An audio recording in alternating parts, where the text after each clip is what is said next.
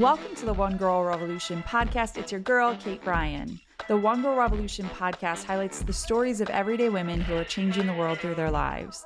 Every week, I talk to inspiring women and girls who are doing something incredible to make a difference in the world. Please subscribe to the One Girl Revolution podcast on Apple Podcasts, Spotify, Stitcher, iHeartRadio, YouTube, or wherever you listen to podcasts. You can find us on social media, Facebook, Twitter, and Instagram at One Girl Revo. That's the number one girl, REVO. We're on YouTube at One Girl Revolution, and you can find all of our social media links, all our podcast episodes, videos, and so much more on our website at onegirlrevolution.com. That's the number one girlrevolution.com. On today's episode, we talk about how we can all make a difference and we can all do something to bring a smile to others' faces, to spread kindness, and to help others every single day. And sometimes it's not the big things that we do that can have a massive, lasting impact. Sometimes it's just the small things. So don't waste time. Look for an opportunity today to make someone else smile and to help others. On today's episode, I am so thrilled to welcome Doris Giles, founder of Project Beautiful Inside and Out, to the One Girl Revolution podcast. I am so honored that One Girl Revolution was chosen by Project Beautiful to be one of their 20,000 Smiles grants in honor of Women's History Month. Project Beautiful Inside and Out is such an incredible organization that is dedicated to supporting women and their causes and organizations in so many creative ways. They have supported women's shelters, people in homeless shelters, children in foster care, children and families in need, and so many other women, their organizations, and their causes. Doris shares her story. She talks about how Project Beautiful started. She shares about the incredible women that she's partnered with to make a massive impact in the world, and so many other things that they've done through Project Beautiful. She talks about the projects that Project Beautiful has been involved in and the organizations that they've partnered with and supported, and so much more. This episode is so inspiring, and it will challenge you to look at your own life and strive to find ways, even little ways, to make a difference through your everyday life. I absolutely loved sitting down with Doris, and I'm so excited to have her on the One Girl Revolution podcast. Here's Doris. Doris, welcome to the One Girl Revolution podcast. Thank you. I'm so excited to talk to you today. I'm so excited to have you on, and I'm so grateful to you and Project Beautiful for making One Girl Revolution one of your recipients. Congratulations. Yes. And I'm so excited to talk about the grants that you've given out. Looking at your website, there are so many of our friends, so many women that we've had on this podcast and highlighted their stories who are also partners of yours. So I think about Edie Franklin of Sanctum House and Trigger Strasberg of Humble Design and Amy Peterson of Tea. And we're about to have Veronica Scott of the Empowerment Plan on the podcast.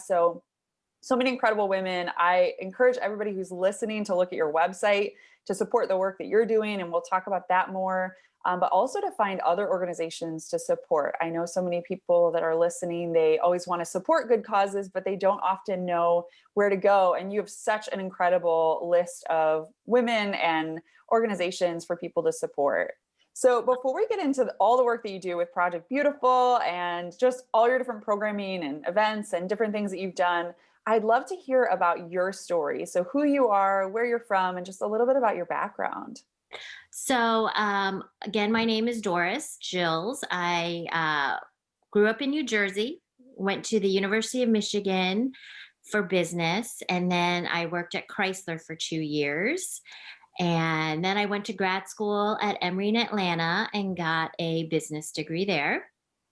Came back to Michigan for my husband. We started dating long distance, so he's in the car industry, and worked for Procter & Gamble on the Kmart customer team for 5 years. And then was lucky enough after I had 2 daughters to be able to retire from corporate America.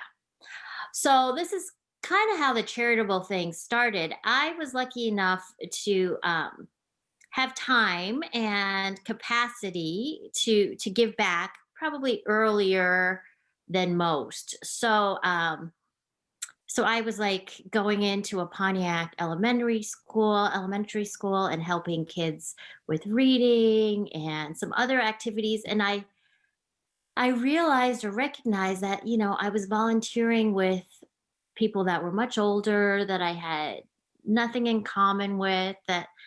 Um, so there was an opportunity to do something with my girlfriends who were still working and busy with kids, but wanted to give back and just didn't quite really know how. So that's kind of how Project Beautiful got started. Some girlfriends, we were like, how can we use our teenage daughters and get them involved? And we thought, oh, maybe we could help them like do makeovers and makeup and things like that. But we were smart enough to do some research. So we actually went down to Detroit and spoke to the administrators at COTS, which is a shelter. And then we also met with several of the women at Empowerment Plan that you had mentioned, many of the seamstresses.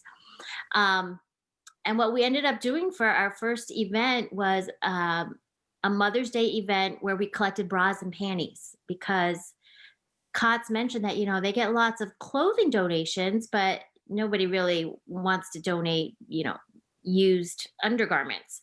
So we did a drive for that. And that's kind of how it all started. It's little things like that too that I think over the past year with COVID, so many people were struggling and suffering, and all of us were, sheltering in place and staying at home, and people wanted to give back. But even how you shared about like bras and panties, that was one thing that I know a lot of the shelters here in Detroit, in Mhm. Metro Detroit, they were like, all we need is like, feminine products and bras and panties and things that people don't think about, but it's so simple. It's like all women need those things. And so that's really incredible. And I love this saying, empowered women empower women. And that's just the embodiment of, your project and how it started is just that you wanted to empower, not only each other and not only the women that you saw, but like empowering your daughters. And like, I think a lot of times projects like this can be passed from generation to generation, and an empowered woman can empower the women up and coming behind her, which is just incredible. Yes, and we've loved that we've been able to have our children involved. You had mentioned Humble Design, and we worked with them when they were much smaller. And I mean, now they've taken off. It's just crazy. But we had our kids do donation drives. We actually went into houses and did like the makeover day when you bring everything in and you get to see the family show up. And those were really powerful moments for our children. And my one daughter is still involved. She is our graphic designer and does all the little flyers and things for us. But what I really think is our niche is that we realize that we can't do, or we don't have the time and capacity to do what I call the hard work day in and day out.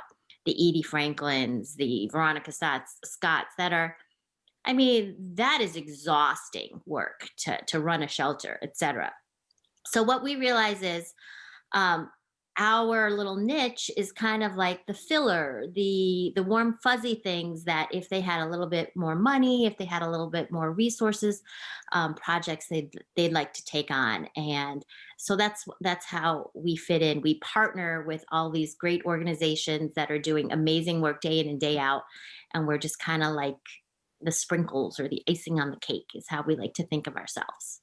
Which is just as important, or if not more so. I think so many people that are listening, they might think, oh, well, I don't want to start an organization, or I don't even have an idea for an organization. But then you look around and there's so many people that are doing incredible things. And sometimes just our $5 donation or volunteering, those things can have so much power, if not more so than actually being the person that founded the organization, which is just incredible.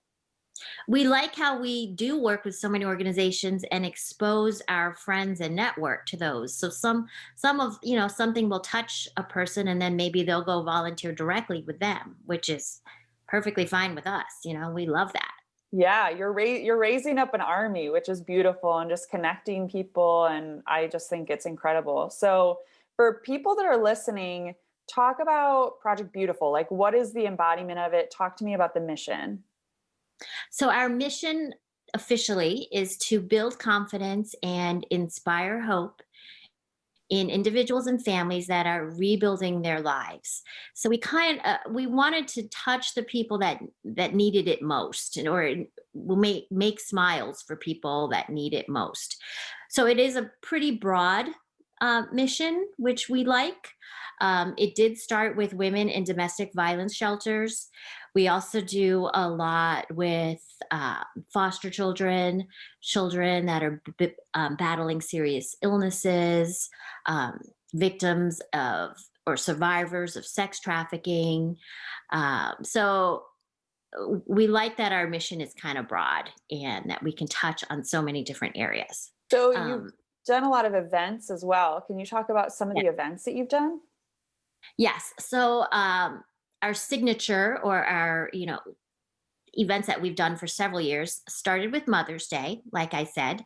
So it started with just one shelter, cots. Um, then it grew. Right now, we are in 4 domestic violence shelters in Metro Detroit. We work with Haven in Pontiac, Turning Point in Macomb, Interim House, which is in Detroit, and First Step in Western Wayne County. And historically, pre-COVID, we would bring gift bags to all the women valued at about $125 with a gift card and things like perfumes and jewelry and chocolate and face masks, things like that.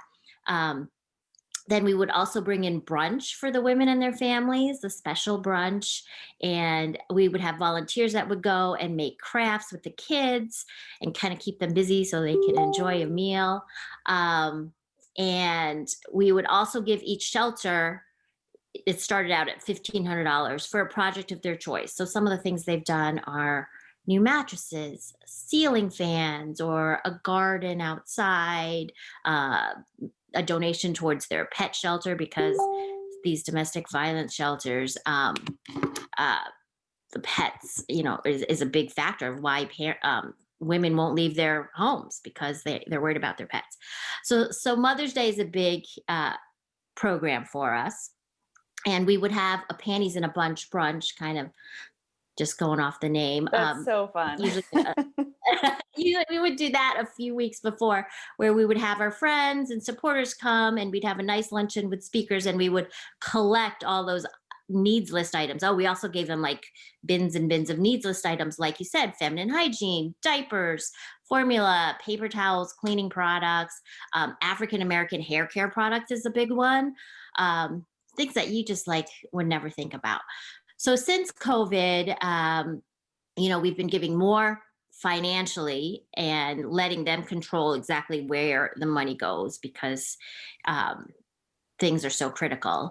And we are still doing meals this year, but there are restrictions, like they have to be prepackaged, individually packaged, or we've actually, because of COVID, the numbers in the shelters have all gone down.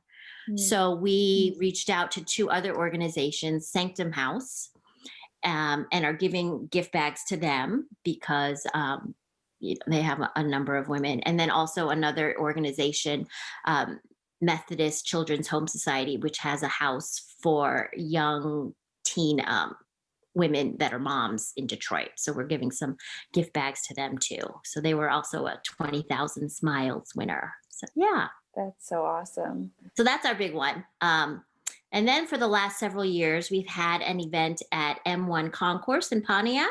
I'm not sure if you're familiar with, but it's a garage condo racetrack community. And we've brought children that are battling serious illnesses and their families for an afternoon, all free, of car themed events. So we give them thrill rides in Dodge Vipers and Hellcats, and then car related arts and crafts and Hot Wheels racing and RC car racing. And then we have massage therapists that come that give the adults chair massages, and we have a silent auction and music and food, etc.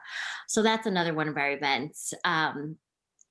Also, this year, we started a big push for foster children. We've done a thing for several years where we worked with Art and Soul Dreams, which is Melissa Parks, and she features foster kids that are harder to place and are ready to be placed with forever homes. She gets professional photographers to photograph these kids, and then she does these kind of photography shows around Oakland County to try to get them visibility. Wow. So we've done an event for several years where we bring the kids to raise ice cream in Royal Oak, and then we take them to Kohl's and we give them a $200 gift card, and then we have our teen and other adult helpers help them shop, and they have so much fun. And we try to guide them a little bit and help them with like the coupon that Kohl's gives. But I mean, sometimes they buy clothes, but sometimes they want a specific toy, or one kid bought like a vacuum cleaner, and you're like, oh my gosh, like, Oh. yes. So that's like one of our more powerful events. But so because of COVID, we just gave them the gift cards this year, but we also increased our work with foster kids and did 70 suitcases where we put inside blankets and a flashlight and a children's book and all these things that you would just never think of, because when these foster kids show up, I mean, usually it's just a handful of items and often in a garbage bag. Mm. So this is something that we really wanted to do to just help make that transition into foster care a little easier. So those are some of the big kind of in-person events. Because of COVID, we did start a series called Wonder Woman of the Week. We actually had wanted to do an event with the movie, but it kept getting pushed out. So we were like, we're just going to still do it. So we took nominations, we found sponsors, and last year we had maybe 13 or 14 amazing women that we honored. And they got a bottle of sparkling wine from Bahia Estates. Our friends at Idle Farms, a goat cheese farm up in Northport, Michigan, gave an assortment of goat cheeses and a cutting board, etc. So we're doing that again. We're about to launch that probably in the next week or two. And in addition to those sponsors that are coming back, we're also going to let them do $100 to a Metro Detroit charity of their choice. Just to increase our reach and to see, I mean, we learn about so many new organizations when we did that for Super Teen.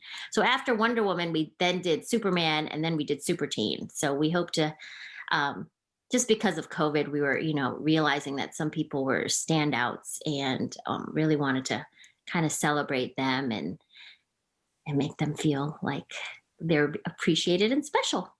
You're appreciating so many different people. Like I'm so grateful that you shared all those stories, because you're just looking for people in your own community. And I think that's something that we can all do, is look around us and see who are people that we know, or who are organizations. I think it can be the quote unquote small things can make such a massive impact. And even, thinking about how can you honor a mother, how can you honor someone in your life who just is a Wonder Woman to you? I think that that's so incredible, and something that we can all emulate. We don't have to use necessarily social media, but we could buy like a stay-at-home mom a bottle of wine and some cheeses and something just to feed her soul. And I wish more, I'm encouraged by that, because I need to start doing that more in my own life, but that's something we can all do.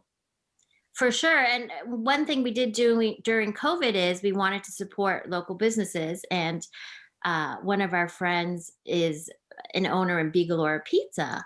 So we were looking for win-wins, and we bought Bigalore Pizza for the staff at Ruth Ellis Center, and then also for the residents at their home for they have kind of like a foster care organization as well. So that's like a win-win, where you're supporting an organization, supporting a small business, and everybody's happy because they get yummy pizza, and we love doing stuff like that.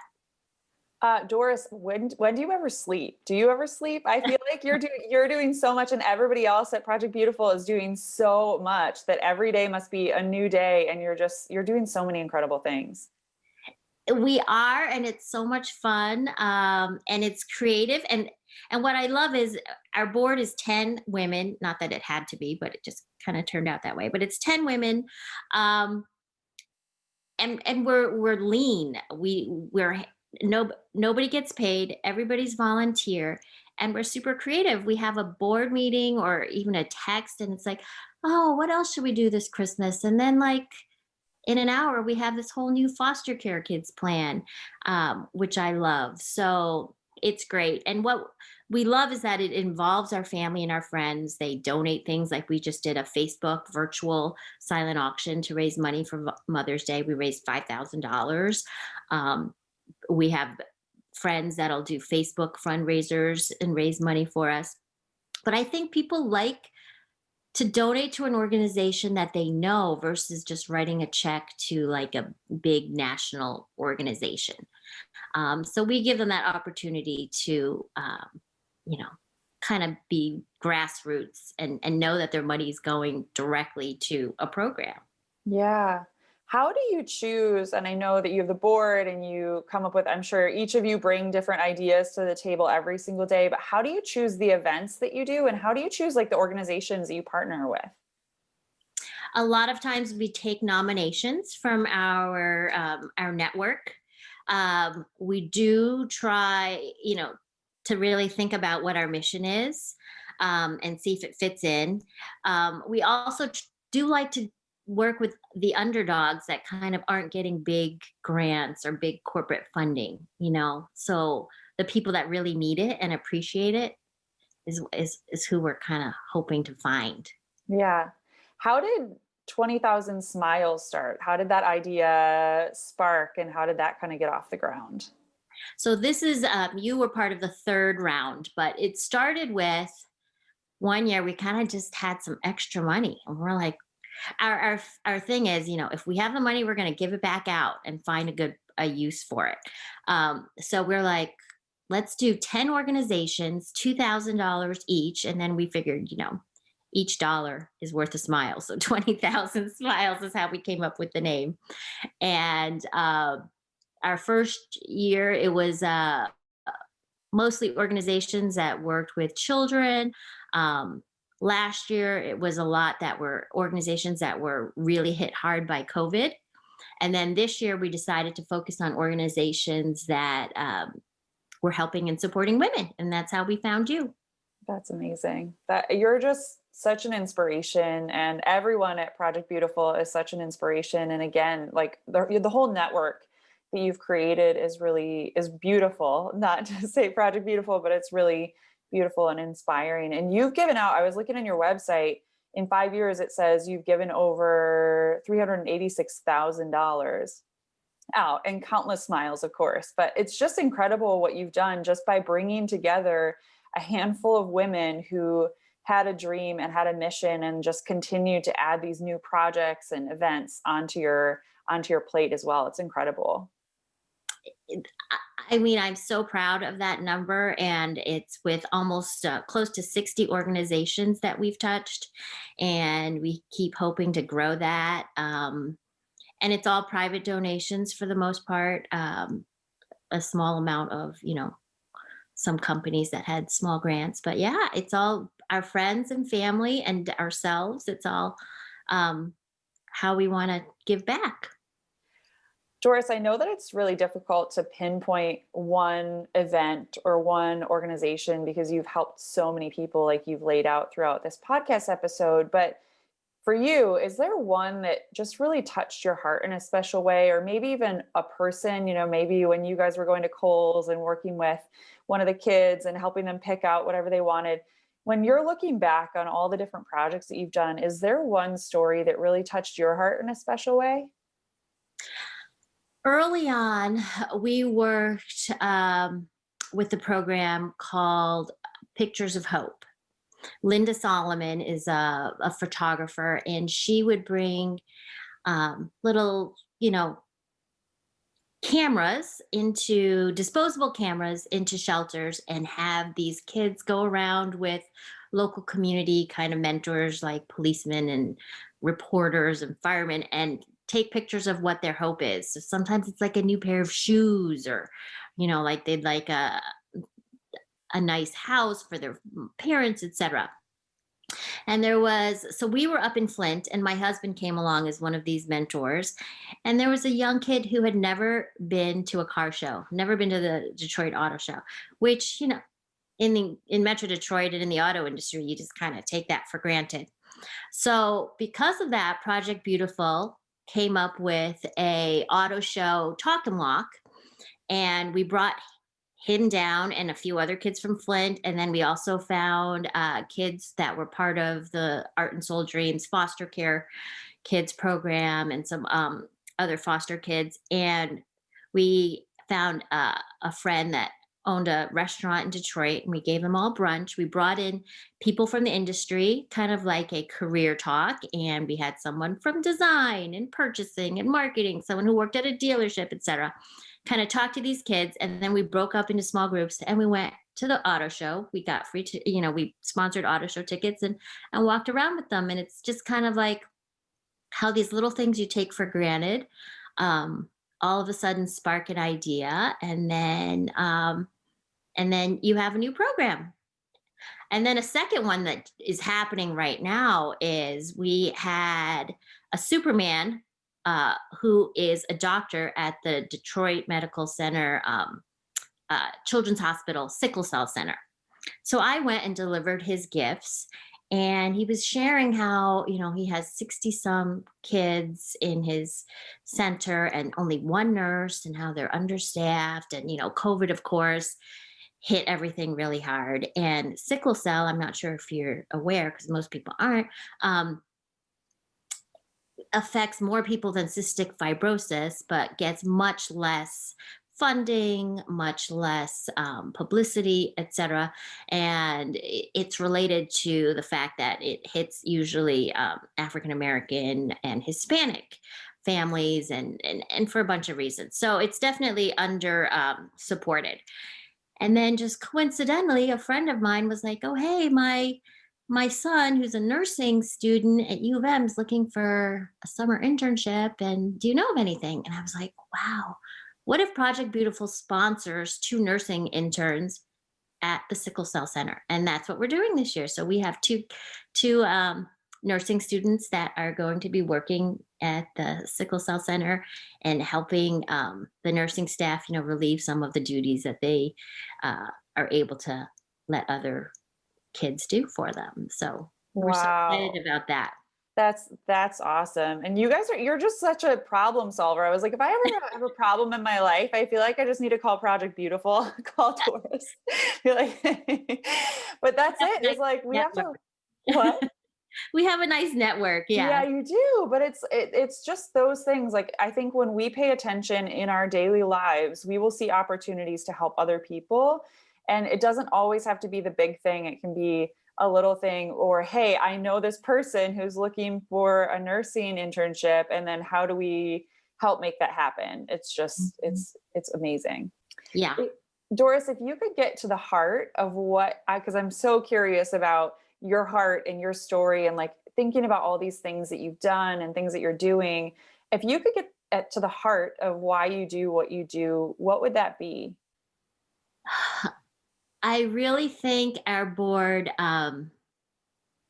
just like you said, it's all about making smiles and kind of giving someone in a bad spot a little hope and a little inspiration to keep going, and to show that, somebody out there cares and wants to treat them with a little gift, and that, things can get better. So it's just about making a difference in our small little way, like you said. Yeah. Well, you're doing that every single day, and I can't wait to see where you go from here and where Project Beautiful goes. What's on the horizon? If you were looking 5 or 10 years down the line, what's your biggest hope, your big dream for Project Beautiful, and where you go from here? I mean, it would be great if, like you said, if people all around the country decided to create like a little Project Beautiful inside and out in their own town, where they find local organizations to help and support with. I mean, many of our programs could be repeated around the country, but just, whatever way they find that can kind of support these organizations that are doing the hard work day in and day out, that would be amazing. For people that are listening, if they wanted to do that, if they wanted to partner with Project Beautiful Inside and Out and, maybe start something in their own community, no matter where they live, because we have people all across the country and even people around the world that listen to this podcast, would they just reach out to you? How would they partner with you, or how would they start that in their own community? Yes, our website is pretty robust. So yes, my email, my phone number is on there, and I could definitely help them do that. That would be great. And if people want to support your work, what are some of the ways? Obviously, they can just do good things in their own communities, but what can they do to support your work? Obviously, donations. If they had an idea for a project, I'm sure that they could reach out to you and say, "Hey, I have this idea," and work with you on something. But how can people donate and support the work that you're doing? We market mostly through Facebook and Instagram. So to follow us on those would be great. And our website is up to date, and we accept donations there. But just kind of keep an eye out for upcoming programs. The Wonder Woman of the Week, like Super Teen and Superman. We want sponsors for that. We Once COVID kind of gets a little bit better because of our whole icing on the cake thing, we want to do a virtual bake sale where people that bake, and there's so many people have started baking on the side, can post their creations and be like, I will donate a 10-inch birthday cake for you. So that's something we want to do hopefully this fall, and to help raise money. And we do need volunteers for our M1 concourse event, which is in October, people to help with the car show and, directing the kids around, and silent auction and serving food, et cetera, things like that. So there aren't a ton of direct volunteering opportunities, but hopefully as COVID gets better, we'll be able to do more and more events like that in person, like the shopping spree for foster kids. They like to work with like the teenagers that can, tell them what's hip and cool to buy and things like that. Yeah. So Yeah. Facebook and Instagram, if you could follow us and keep up to date on our activities, that would be great.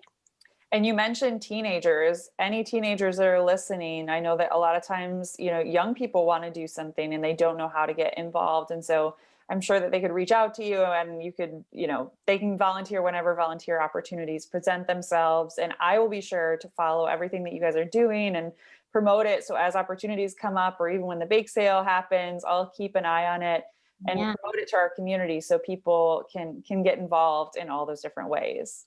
We are actually also looking for a summer and fall intern. And our last one was a student at Oxford High School who got school credit. So ideally, someone who's in high school or college that could get school credit for it would be great. And they help with our social media posts and things like assembling all these mom gift bags and new mom care kits, things like that. So, yeah, if anyone is interested, please reach out on our website. And you do the most fun things. So I feel like that would be the best internship of all time, because you would just get to do fun things and help people in the process. That's what we want to do. We want to be fun and have fun and do it with people that, we want to spend time with. So, Doris, I want to ask you, because I'm always curious who inspiring women are, who are the women? There's always incredible women behind every woman who's doing something amazing. Who's a One Girl Revolution in your life? I would have to say right now, it's these other women that serve on the board with me. I am the only one that is lucky enough not to have to work like a full-time job. So these women are working full-time, raising their kids, running off to sporting activities, cheerleading, things like that. And they're still finding the time and the energy to do these board calls and to, share and raise money on Facebook, etc. So these women are super amazing, and we do highlight them on our website, all the different things they're doing. And Yeah. Well, actually, we have a speaker series too. And one of our women who just had heart surgery, a heart transplant, she's writing a book and she's going to do a speaker series for us. Anyway, so we're super proud of our board and love that they, find time to squeeze us in. So, and then once COVID opens up a little bit and people can kind of participate a little bit more, we do want to grow our board, but we want to be able to have a little experience with them while we're, trying to see who is the best fit for us. Yeah. Well, I just want to encourage everybody who's listening, no matter where you are, obviously you're in Michigan, it would be so much easier. If you're in Michigan, it would be so much easier for you to volunteer and get involved. But no matter where you are, there's so many things that people can do to support your work. So I will be sure to post in the show notes for this episode, share your website, all the social media links, and encourage people to follow what you're doing and to follow all of the incredible women and projects that you're highlighting and supporting, because there's just so much. And you, like you said, you have so much on your website for people to check out. But Doris, before I let you go, I want to ask you, I always end this podcast on one question. So I'd like to ask you, for all the women and girls around the world who are listening or just out there, if you could leave women and girls around the world with one message, what would it be? I think we touched on it a little bit, just that even the smallest thing can make such a big difference. And it doesn't have to cost a lot of money. It doesn't have to take a lot of time. If like you could collect feminine hygiene products and drop it off at a shelter, or you could recognize that a family is kind of, struggling a little bit and say, hey, I want to deliver some pizza to you, and it makes such a big difference. And just little things like that, I would encourage everybody to do. And just do it. I think a lot of times I've had different friends who have had new babies, or, they are struggling, and people ask them, hey, what can I do? But you just sometimes have to just do something for a family like that. And that's exactly what you're doing with Project Beautiful. Doris, thank you so much for joining the One Girl Revolution podcast. And thank you for all the incredible work that you do. Thank you too. I'm excited to see your new adventure continue to grow and take off. Thank you so much. And I'm so excited to see where you all go from here. And shout out to everybody on your board and all your volunteers and everyone who's been involved in supporting your great work. Thank you. Please follow us on Facebook, Twitter, and Instagram at One Girl Revo. That's the number One Girl REVO. And you can find more information on One Girl Revolution at onegirlrevolution.com. That's the number onegirlrevolution.com.